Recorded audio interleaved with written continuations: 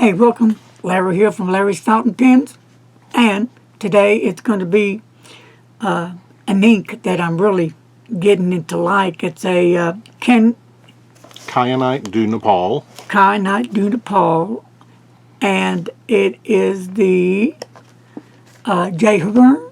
1798. Here it is in this box. And, you know, I really like the beautiful bottles they come in. I believe it's the 50 ml. Really pretty. And real quick, before we go into the writing stuff, on the bottom, you see all that cool sparkles in the bottom. Now, if that bottle has just been sitting on the shelf for a while, you know, it's going to take a little time for it to break up and start getting all through the ink. But this one went down pretty easy because I've been using it. But what I do sometimes, I kind of get the hands, kind of put them on the bottle and let it kind of warm up to get the glitter going. And there it is back there again. So, you know, you can do that. Well, that's what I do anyway. Some people shake it, and you just have to be careful about getting too much air in the bottle. That's what I've heard. Or you can turn it upside down like this. But to be honest with you, sometimes I do that. Oh well. Can't tell a fib. So, and I picked up this bottle of ink at the Pen Thing store. Isn't that right? Yeah, the Pen Thing store. So, let's look down here a little bit. And fast dry time on this, is it fast? No, it's not. It you know, anywhere from a couple of minutes and 3 minutes, a couple of minutes on one piece of paper that it took, and that was probably the longest, I believe. But I know on the Tomo River paper, it took, I would say, about a minute and a half. I've really laid on the ink on there. But right here, I want to show you first. I've got this down on the coloring right there. Isn't that beautiful? I don't know if you can see all the sparkles that are going on through it, but it really is some pretty ink. As we move forward. Now we're going to do the water resistant. No, it's not water resistant, but let's just do it for the heck of it.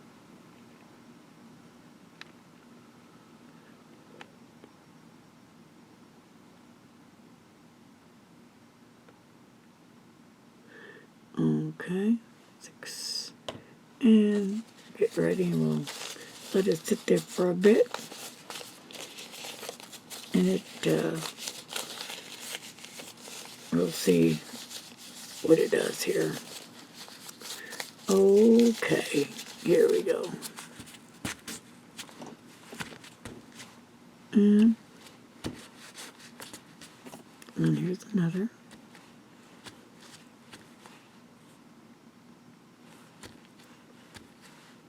That kind of breaks it up.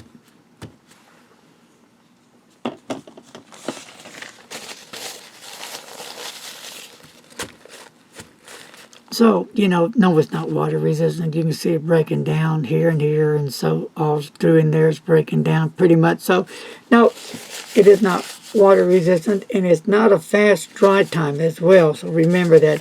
If you're using Tomo River paper, that's going to take a little bit longer. Now, just for the heck of it, this is Rhodia 80 gram paper, and on the back, it did have some bleed through back here. And some showed through, but it did have some bleed through. Let's check on this one here. As well on this one, you know, I really laid it down on here pretty good. It does have some bleed through, but not a whole lot. It's there. On the Tomo River paper being so thin, 52 Gs. But you know what I really like on this paper? How the ink just pops on it. It's really nice. Can we get a good close-up? You can see that that glitter in there is just really nice, and the sheen, it really is nice. So let's look at the back of this, and we had a little bleed through here. You have some bleed through here, but you have some show through. Really not bad. So, you know, both papers handle the ink, I think, pretty decent. So,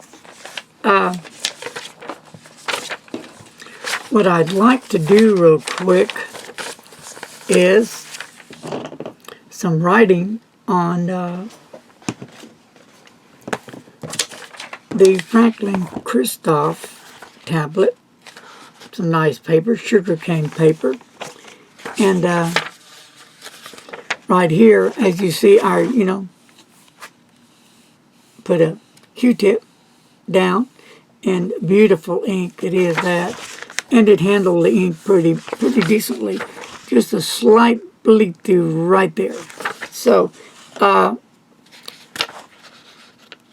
me just go on a different page and open this sucker up, and we're going to use a 1.5 Anderson nib on this one. Okay.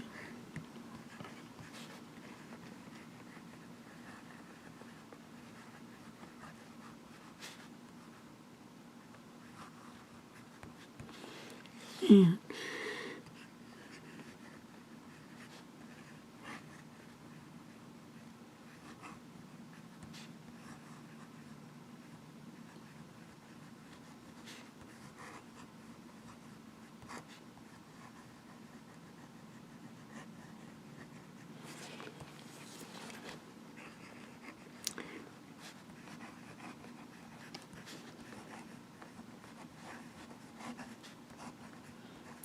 so the reason why I'm doing this, so you can see how it acts on different papers, and how that ink really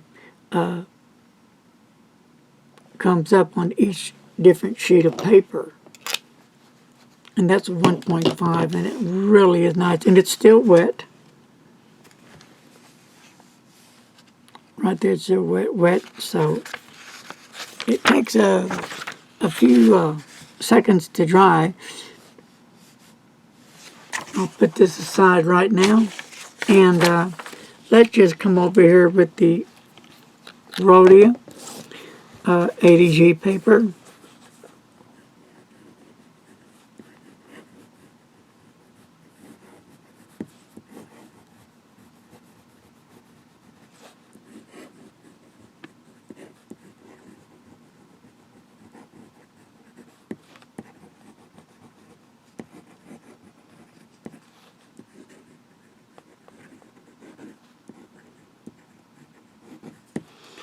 And this is 1.5 nib. Okay. So this is just about dry. No, still into about a minute already, and it still hadn't dried yet. So this is not a fast drying ink by no means, and depending on the nib that you use as well. So let's take this to a medium nib. Back to the Franklin Kristoff paper. This is a medium goulet nib.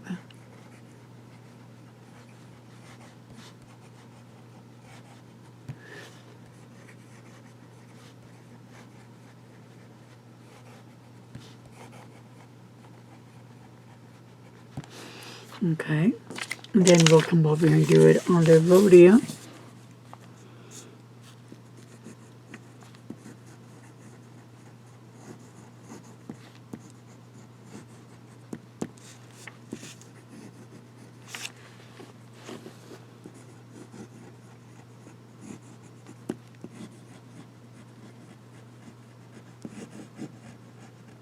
Just to give you an idea how different papers handle the ink with different nibs.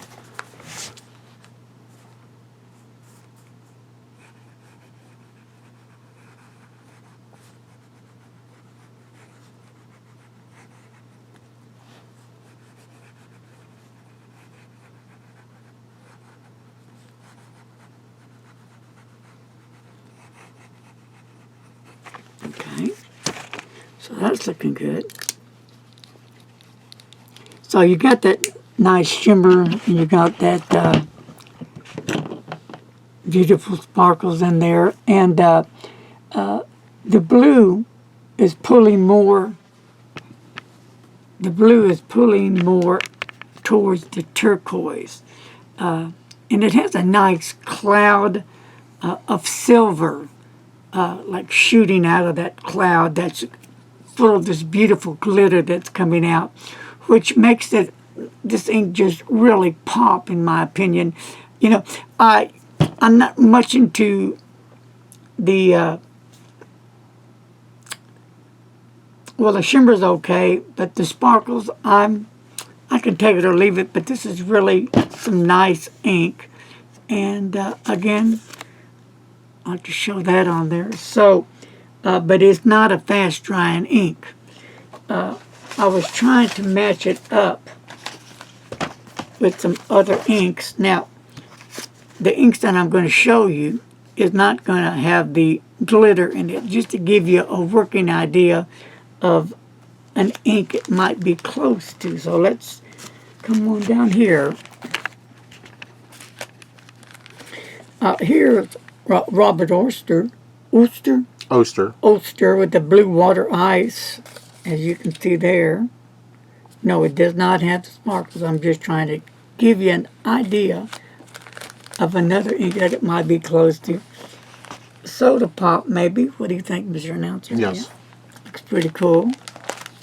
How about this Diamond Turquoise as well? That looks close. Again, no sparkles. So I'll just put this in my ink notebook. That's where I keep my samples at. I got a lot more I haven't done. But anyway, I hope this is helpful and kind of cool to give you the different flavors of paper that I've used to show how the paper will hold up with different nib sizes, with a medium, with a 1.5. But, you know, when you're using these types of inks, you want to make sure when you clean them, give them a good cleaning, because you've got that glitter in there that you need to get out.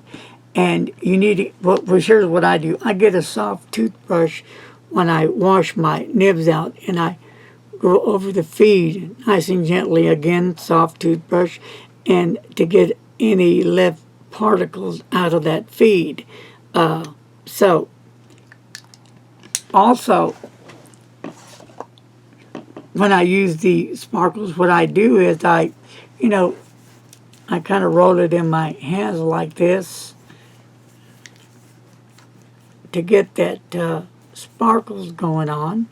And sometimes I'll do this. Does it work all the time? No, but sometimes it does. So let's see how this does. I'm just going to pour it down real quick. Yeah, I see the glitter already coming in here. Yep. I don't know if you can see it. Maybe if I get a bigger patch of it, I'll just really lay it on here.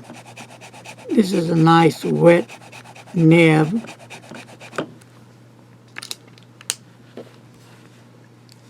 $2,000, $3,000, $4,000, $5,000, $6,000, $7,000, $8,000, $9,000, $10,000, $12,000,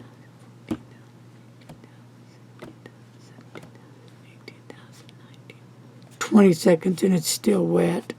Now it's starting to dry up now.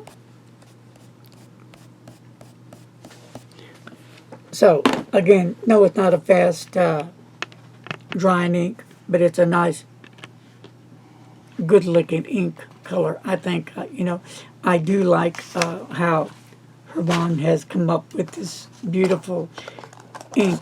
It's like